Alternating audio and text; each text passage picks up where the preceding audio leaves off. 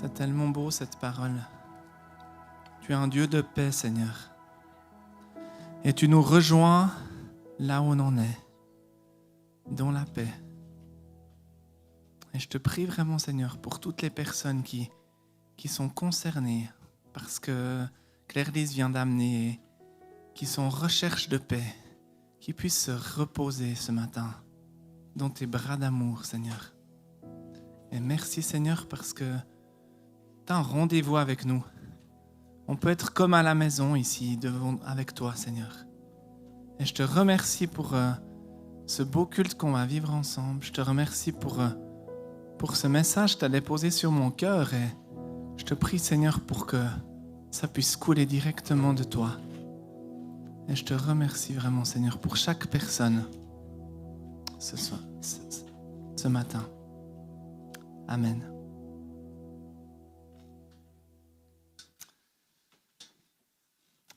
Alors le thème de mon message ce matin, c'est « Ne néglige pas l'impact de ton témoignage ». En février 2021, on était tous confinés, on était tous à la maison, et pourtant Karen a amené un super message en vidéo sur le thème « La puissance du témoignage ». Elle a pris l'exemple de la fête de la Pâque et de l'importance de commémorer ce que Dieu a fait pour le peuple d'Israël en protégeant les premiers-nés. C'était lorsque il y a eu ce truc où le Seigneur a demandé au peuple d'Israël de mettre du sang sur les linteaux de la porte et ça a protégé leurs enfants. Et puis ensuite, il y a eu cette commémoration de la Pâque, comme une idée de se commémorer ce que le Seigneur avait fait. Et puis, elle a défini le témoignage comme l'action de rapporter ce qu'on a vu, ce qu'on a entendu et ce qu'on sait. Et j'aimerais continuer sur ce thème du témoignage, de ne pas négliger son propre témoignage et ce qu'on a à témoigner. Et j'aimerais prendre un autre exemple qui va dans le sens de ce que Karen a amené il y a 1 année et demie. C'est toujours concernant Israël, mais plus tard, lors de leur périple, ils sont allés dans le désert, ils ont fait un veau d'or, et puis ensuite, le Seigneur leur a demandé de créer une arche de l'Alliance. Et dans Hébreux 9, au verset 4, il est écrit « Il y avait dans l'Alliance un vase d'or contenant de la manne, le bâton d'Aaron et les tables de l'Alliance. » Et je trouve magnifique de voir comment le Seigneur a entraîné Moïse à créer cette arche et mettre dedans le symbole du fait que le Seigneur avait pourvu dans le désert, la manne. Et l'autre symbole, c'était le bâton d'Aaron. C'est avec ce même bâton que Aaron a pu le lancer et puis qui s'est transformé en serpent devant le Pharaon. Et ça, c'était dans l'idée d'un témoignage, de garder ça dans cette arche de l'Alliance. Ça permettait au peuple d'Israël de se rappeler ce qui s'était passé. Et le premier point de mon message, ce sera découvrir Dieu par le témoignage. D'accord ? On l'a vu là, c'est la bonté de Dieu qui a amené cette manne, qui a amené ces cailles dans le désert pour prendre soin de son peuple. Et on peut découvrir Dieu par le témoignage. J'aimerais commencer par un premier témoignage que j'ai vécu ici au Gospel Center il y a 12 ans. Donc moi, je suis arrivé dans cette église il y a 12 ans. Ça me fait, voilà, j'avais un peu plus de cheveux qu'aujourd'hui. D'accord ? Et puis, j'étais célibataire. Et puis, j'avais été invité par un copain. J'étais venu 1 ou 2 fois à la célébration. Puis, j'avais été invité par un copain un week-end qui se passait à Zermatt.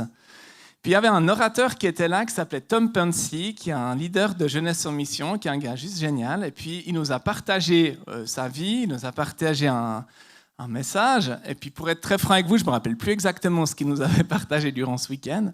Par contre, je me rappelle d'un truc durant ce week-end, c'est un témoignage qu'il m'a donné. Et moi, c'était une situation particulière il y a 12 ans parce que j'en ai déjà parlé plusieurs fois lorsque j'ai prêché. Je sortais d'un burn-out et je sortais d'une rupture amoureuse. Et cette rupture amoureuse, c'était la 3e rupture amoureuse que j'avais vécue. Et je ne comprenais pas comment un Dieu d'amour avait pu me faire passer par là.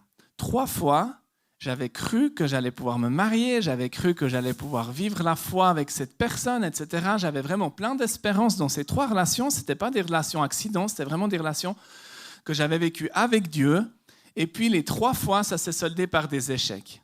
Et je voyais mes potes, mes potes du groupe de jeunes, etc., mes potes chrétiens, et puis j'en voyais certains, ils avaient eu une copine, puis s'étaient mariés avec. Et puis d'autres, ils avaient pas eu beaucoup d'expérience. Et tout de suite, ils avaient rencontré l'âme sœur, quoi. Et moi, je ne comprenais pas. Et ça faisait comme un mur avec Dieu, parce que je n'arrivais pas à rentrer en relation avec Dieu. Je n'arrivais plus à lui faire confiance, parce que j'avais l'impression d'avoir été trahi par lui. Et c'est un peu dans cet état-là que je suis arrivé à ce week-end. Puis les choses ont fait que pendant le repas de midi, du dimanche à midi, je me rappelle, j'ai pu parler avec cet orateur. On s'est retrouvés complètement par hasard à la même table. Et puis je lui ai partagé un peu, je ne sais pas pourquoi, mais je lui ai partagé un peu ce que je vivais. Puis il aurait pu me dire, ouais, mais c'est bon, ça va aller, attends, j'ai prié pour toi, t'inquiète, tu vas remonter la pente, tu vas rencontrer quelqu'un, j'ai foi en toi, etc. Il aurait pu faire ça, ben, il ne l'a pas fait. Il m'a dit quelque chose de très simple, il m'a dit, tu sais Benoît, moi aussi, j'ai eu 4 copines, 4 fois je croyais que ça allait jouer, et puis ça n'a pas joué. Et puis tu vois, maintenant j'ai 60 ans, je suis marié, puis je suis heureux. Voilà ce qu'il m'a dit. C'était tout simple. Je ne sais pas si lui il se rappelle m'avoir dit ce témoignage. Ça ne lui a pas pris beaucoup de son temps, ça lui a pris peut-être 3-4 minutes. Mais ça a vraiment particulièrement touché mon cœur. J'ai vu Dieu dans ce témoignage. Ça m'a rejoint là où j'en étais. C'était la seule chose que j'avais besoin d'entendre. Quelqu'un qui me dise « moi aussi ». Sache, c'est possible. Il y a une espérance. D'accord ? Et dans cet instant T, j'étais à ce milieu de vous faire un témoignage comme aujourd'hui, mais j'étais dans cette situation où ce témoignage-là m'a permis de découvrir Dieu, m'a permis de dépasser ce mur d'incrédulité et de manque de confiance que j'avais en Dieu par rapport à cette thématique de ma vie.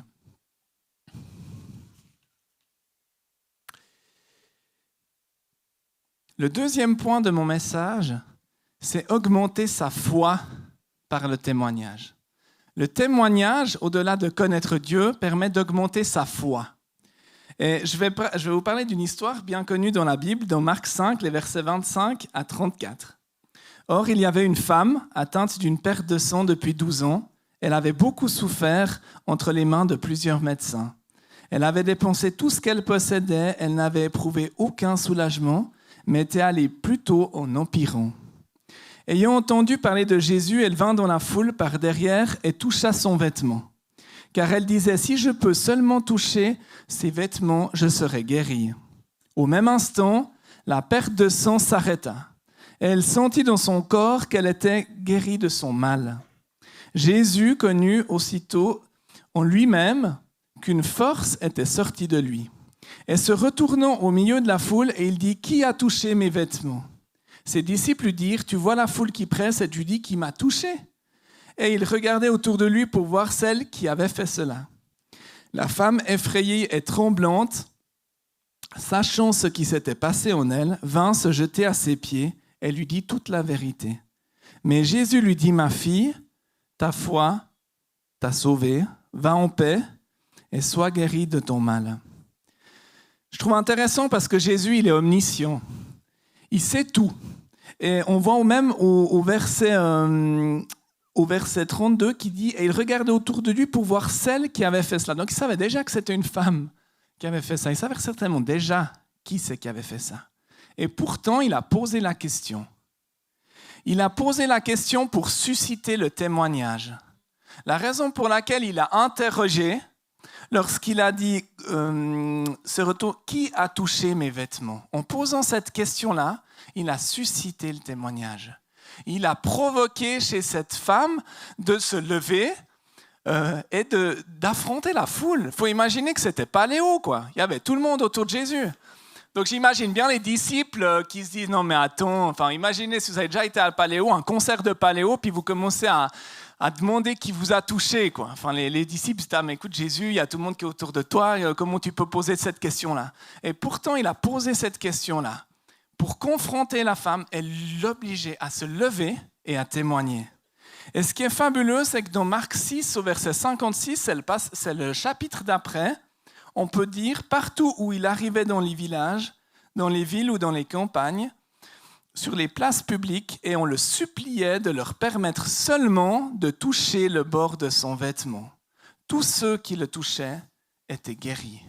L'impact du témoignage de cette femme. Un chapitre plus loin, tout le monde, ça a ouvert la foi. Le témoignage de cette femme a ouvert la foi pour beaucoup plus de guérison. Et lorsqu'on peut se lever pour témoigner, on ouvre la foi. On ouvre la foi pour d'autres qui ont des besoins similaires. On permet de créer un chemin nouveau pour une situation nouvelle. D'accord ? Et pour les gens qui puissent venir et se rapprocher de Jésus. C'est magnifique lorsque la foi de quelqu'un peut avoir un impact sur la foi d'autres personnes et être communicative. C'est beau lorsqu'on vit quelque chose de magnifique avec Dieu, quand on peut le témoigner et permettre à cela de se multiplier. Ces dernières semaines, j'ai eu l'occasion de voir la puissance du témoignage dans le cadre du Gospel Care. Il m'est arrivé d'avoir plusieurs entretiens où vraiment Dieu s'est manifesté et Dieu nous a encouragés à témoigner. Et je me rappelle d'un entretien avec une personne qui est venue avec des crises d'angoisse. Et la personne qui était à côté de moi lui a témoigné de ce qu'elle avait vécu. Par le passé, avec les crises d'angoisse, c'est comme elle en avait été libérée. Et ça a ouvert quelque chose lors de l'entretien.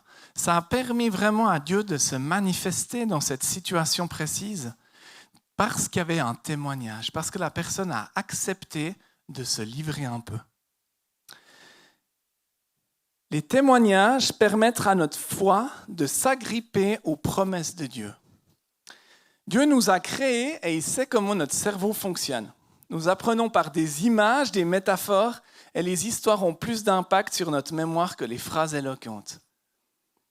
Si le doute peut facilement être opposé à un discours théologique, la raison ne peut s'opposer à des témoignages. Aucun argument incrédule ne peut en étouffer la puissance.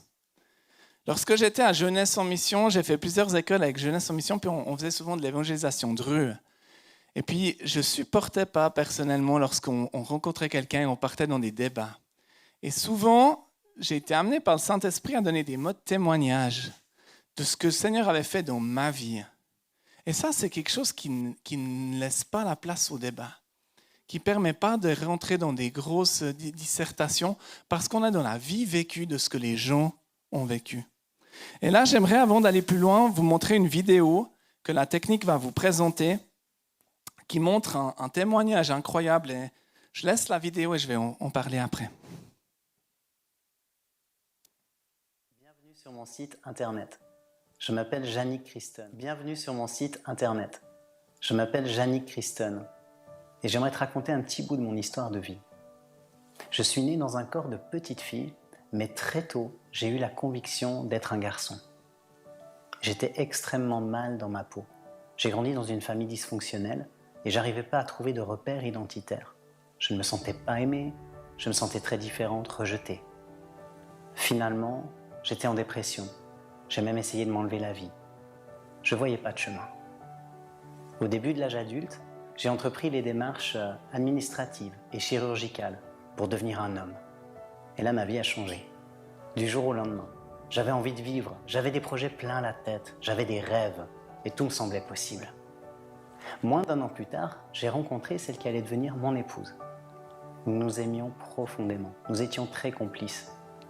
Nous aimions être ensemble, tout faire ensemble, créer ensemble. Et c'est assez logiquement que pour fêter nos 10 ans de mariage, nous avons entrepris d'aller servir au sein d'une œuvre de bienfaisance à l'étranger. Et c'est là-bas que tout a basculé. Un jour, j'ai reçu au fond de mon cœur cette pensée: si tu me fais confiance, je te restaurerai dans ton identité initiale. Croyez-moi, j'en avais aucune envie. C'était un tremblement de terre pour moi. Pourtant, aussi étrange que cela paraisse, je savais que le meilleur était là. Alors cette histoire incroyable, je la raconte dans un livre. Je croyais être un homme. Je veux t'encourager, non seulement à le lire et à le partager, mais aussi toi qui ne vois pas de chemin, toi qui as tout essayé, toi qui te sens si mal dans ta peau. Quel que soit ton âge, ton sexe, tes origines, je veux t'encourager. Il y a un chemin, il y a un possible. Alors bienvenue sur ce site internet. Tu peux effectivement y trouver mon livre, mais aussi tu peux me contacter. Si tu as le désir de partager ce que tu vis, n'hésite pas à m'écrire. Merci.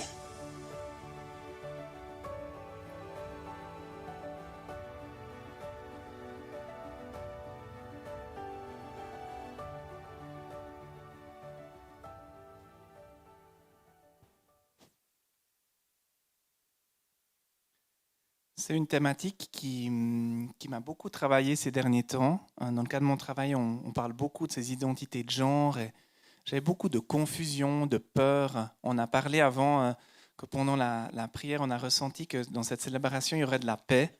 Et moi, c'est une thématique qui m'a amené de la peur. Et du coup, j'ai commandé ce livre et on est parti en vacances la semaine passée avec mon épouse et je l'ai lu d'une traite. Pourquoi je l'ai lu d'une traite? Parce que elle est très authentique, elle raconte juste sa vie telle qu'elle est. C'est son livre, c'est vraiment son témoignage. Elle raconte sa biographie tout simplement. Et au travers de ce témoignage, on n'est plus dans des débats d'idées, on n'est plus dans des espèces de théories, mais on est vraiment sur ce que quelqu'un a vécu et a expérimenté. Et ça a de la puissance.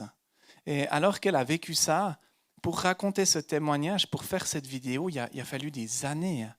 Il a fallu même un mariage, enfin il a fallu plein de choses. Et souvent, des fois, quand on est dans la situation, on ne pense pas du tout que ça va faire l'objet d'un témoignage. On ne pense pas du tout quand elle était dans ses mal-être et qu'elle a vécu toutes ces transformations chirurgicales. Je ne pense pas qu'elle était à des années-lumière de penser qu'un jour, elle pourrait témoigner sur ce thème. Et pourtant, son témoignage, il est tellement important de nos jours, de pouvoir témoigner aussi sur ces thématiques-là. Et c'est pour ça que j'ai intitulé mon message « Ne méprise pas ton témoignage ».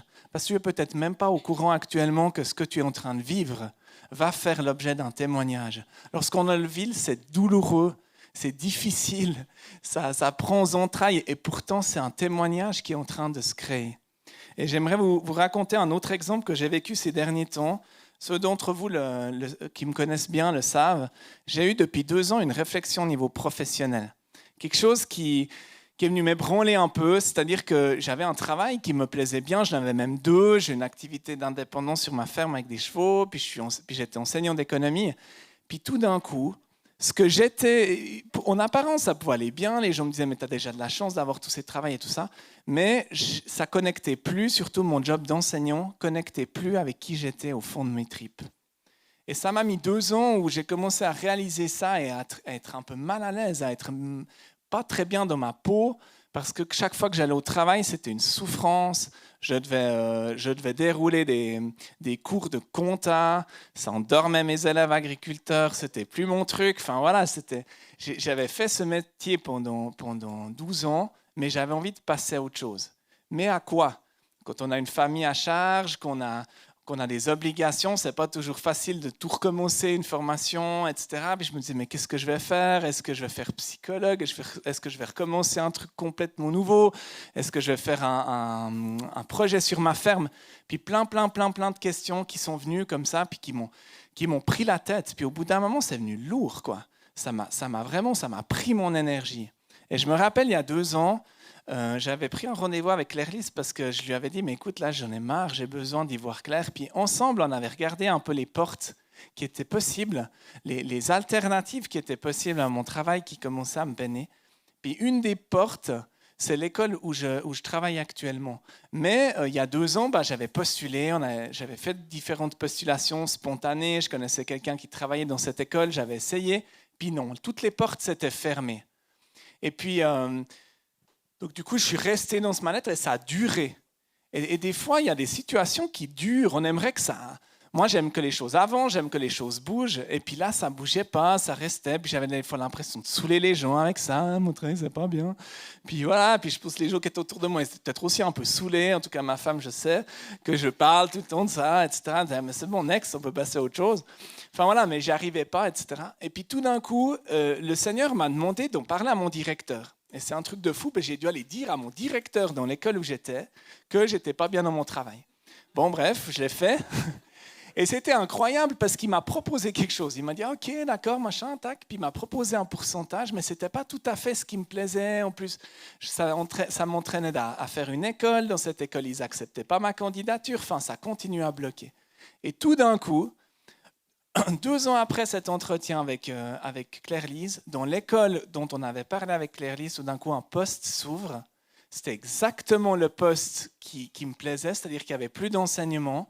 Et mon job actuel, c'est plutôt être au contact des jeunes, au contact de leurs parents, dans le relationnel, dans ce que j'aime. Et puis j'ai postulé, ça fait 3 mois que je suis à ce poste et j'y suis hyper heureux.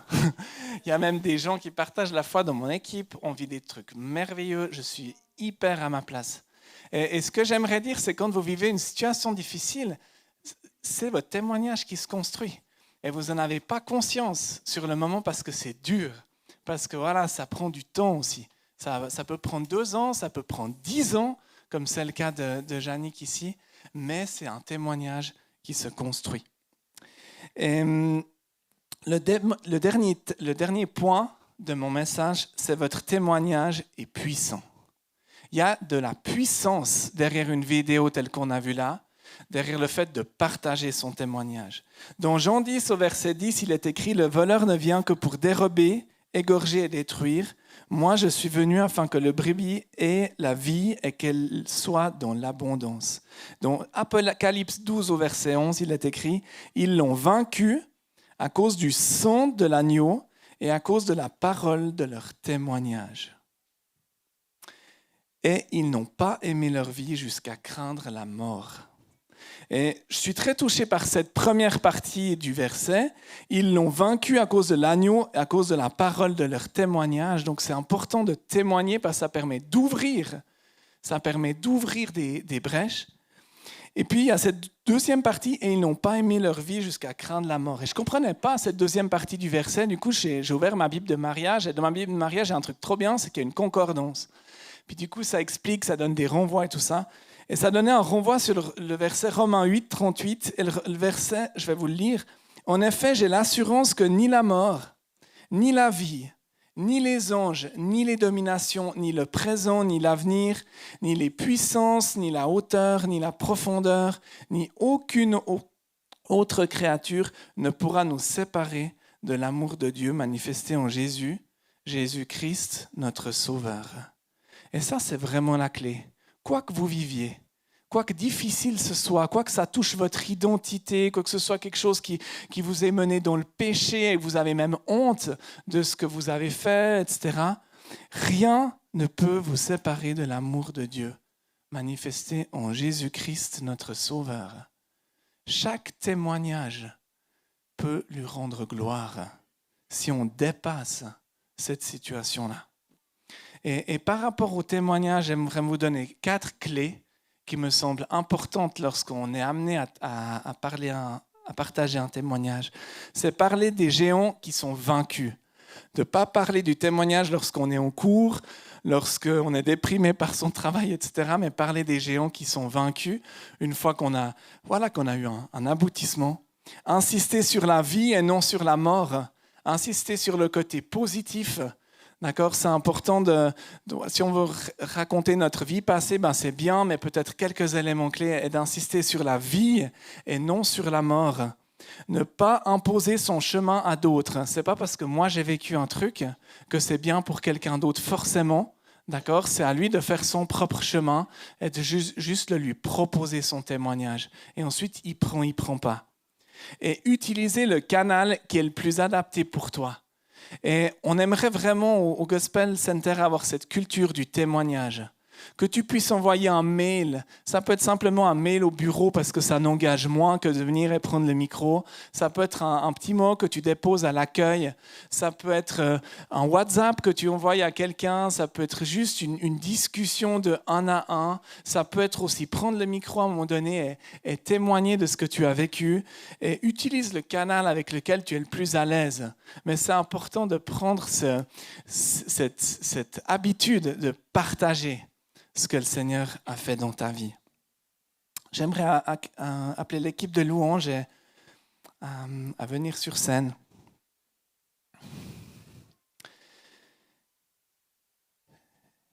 Et j'aimerais prier.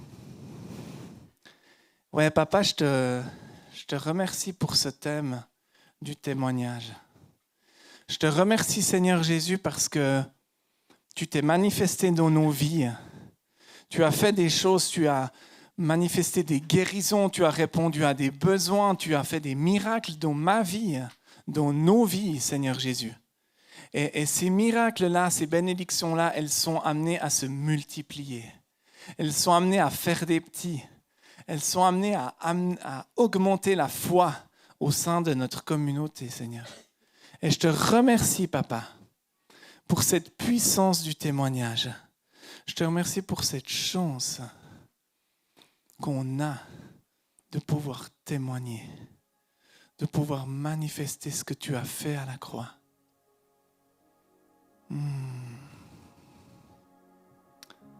Alléluia, Jésus.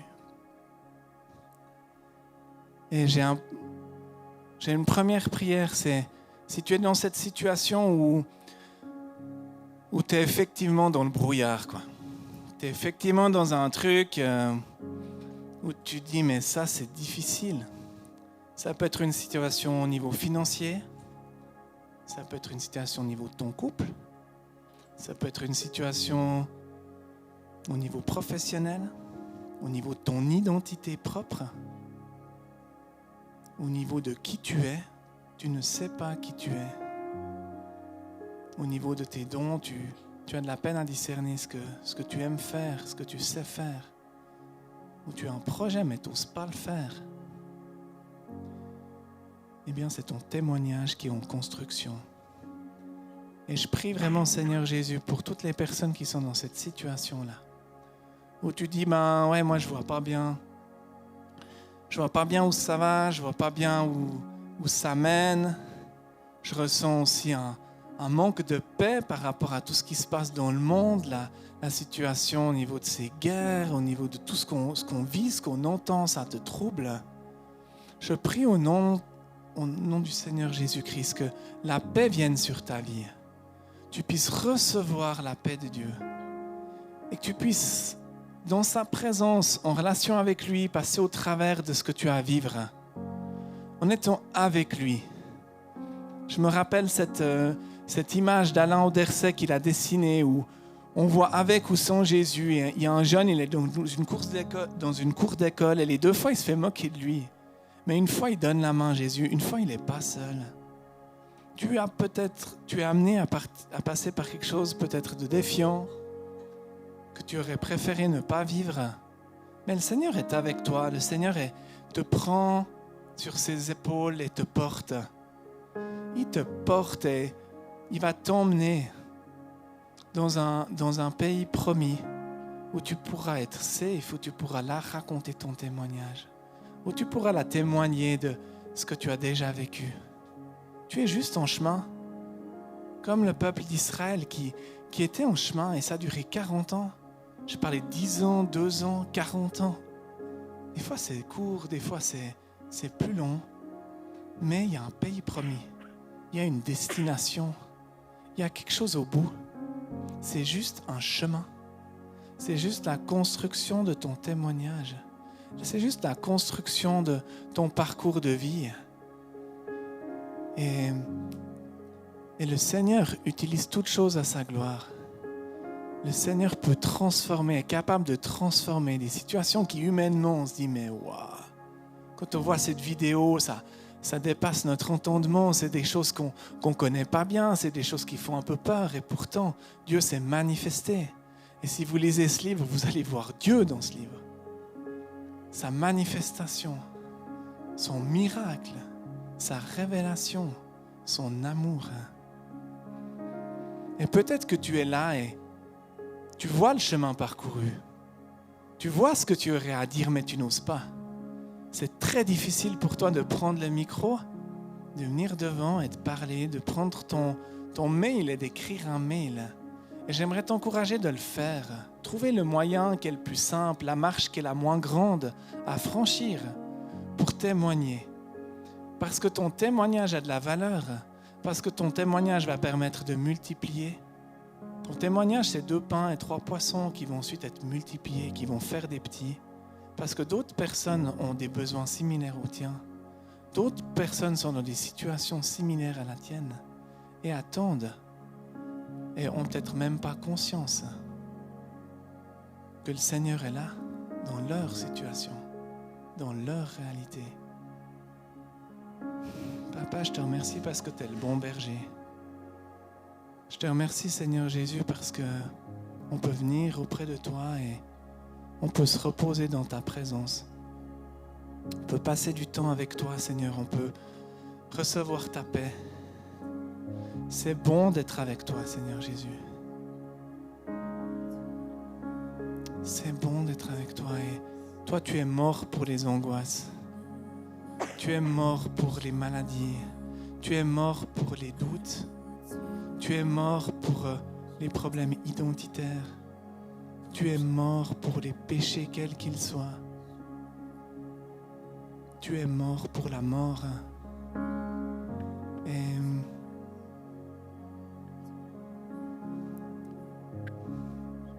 il y a 12 ans, j'avais vraiment vécu cette période difficile et j'avais un esprit de mort sur ma vie. J'avais envie d'en finir, j'avais envie de me suicider. Et il m'est arrivé plusieurs fois de le partager pour amener la vie et de pouvoir interroger certaines personnes. Mais où est-ce que tu en es par rapport à ça? Et on peut être surpris des fois comme des personnes ont des envies de mort, d'en finir. Et Seigneur Jésus, je prends autorité contre tout esprit de mort, contre tout esprit d'en finir. Je prends autorité là-dessus au nom de Jésus. Tu vois que Jannick en a eu, tu vois que j'en ai eu, que peut-être d'autres ici en ont eu ou en ont encore. Et je prie, je prends autorité au nom de Jésus contre tout esprit de mort. La vie est là, et la vie en abondance. Et avec le Seigneur, on peut se baigner dans sa vie. On peut se baigner dans sa joie. On peut se baigner dans cette réjouissance de tous les projets qu'il a pour nous. Et Papa, je te remercie. Je te remercie pour les témoignages qu'on va vivre ces prochaines célébrations. Je te remercie pour le témoignage du fait qu'on est là, qu'on est présent et qu'on t'aime, Seigneur. C'est déjà tellement beau. C'est déjà tellement précieux, Seigneur.